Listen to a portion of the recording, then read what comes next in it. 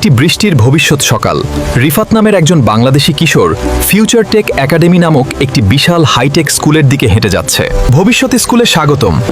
রিফাত, আপনার স্ক্যান সম্পূর্ণ হয়েছে। কি হয়েছে? আমার বন্ধু কাল থেকে নিখোঁজ। কাদা করো না, সব ঠিক হয়ে যাবে।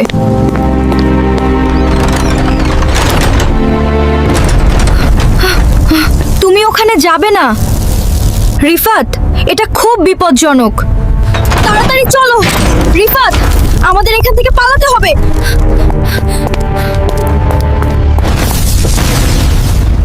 কিছু শিক্ষার্থী আসলে রোবট। তুমি মজা করছো, তাই না?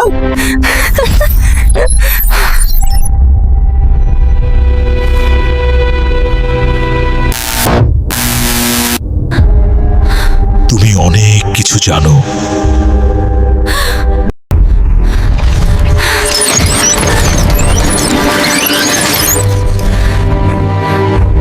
আরো দ্রুতগামী, ওরা পিছে পিছে আসছে।